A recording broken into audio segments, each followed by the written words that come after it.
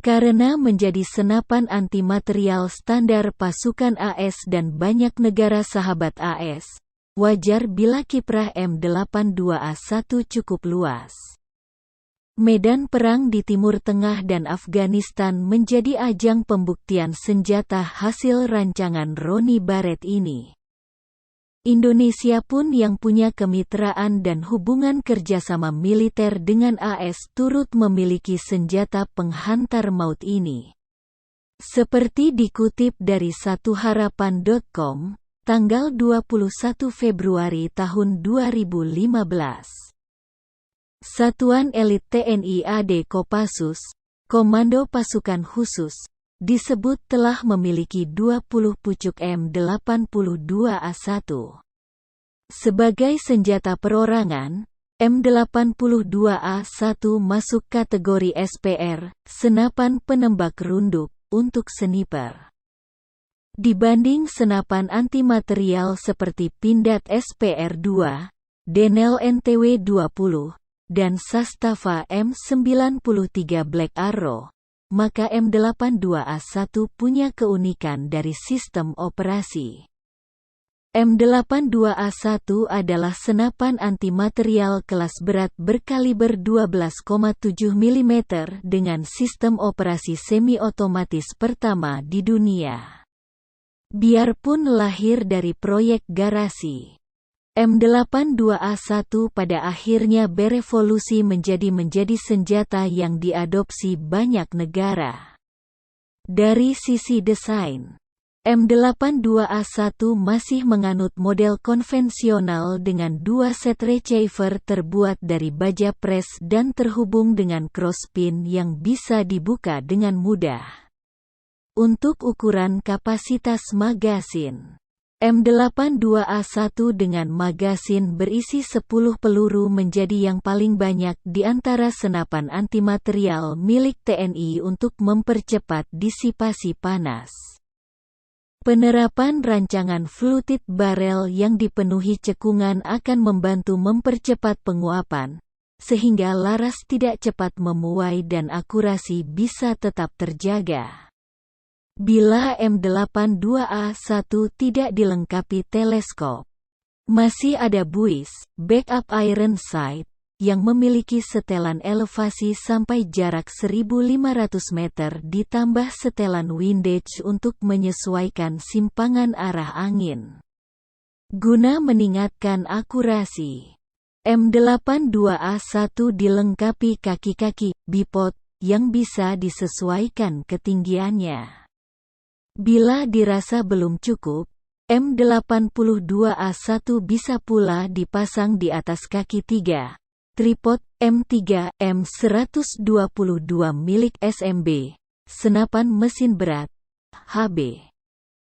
Mekanisme M82A1 menerapkan prinsip laras yang bergerak ke belakang untuk mengkompensasi gaya tolak balik yang dihasilkan. Ketika peluru ditembakkan, laras bergerak ke belakang sejauh tanda kurang lebih 25 mm. Menyentuh tonjolan pada bolt yang kemudian melepaskan bolt dari posisi kuncinya.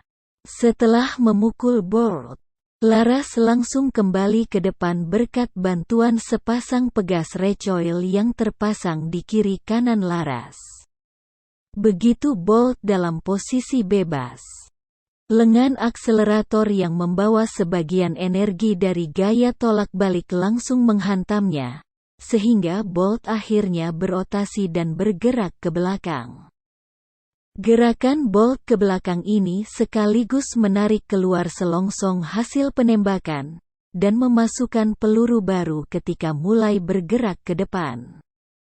Ketika bolt kembali ke posisinya semula akibat dorongan pegas, akan terkunci secara otomatis dengan laras dan peluru baru siap ditembakkan.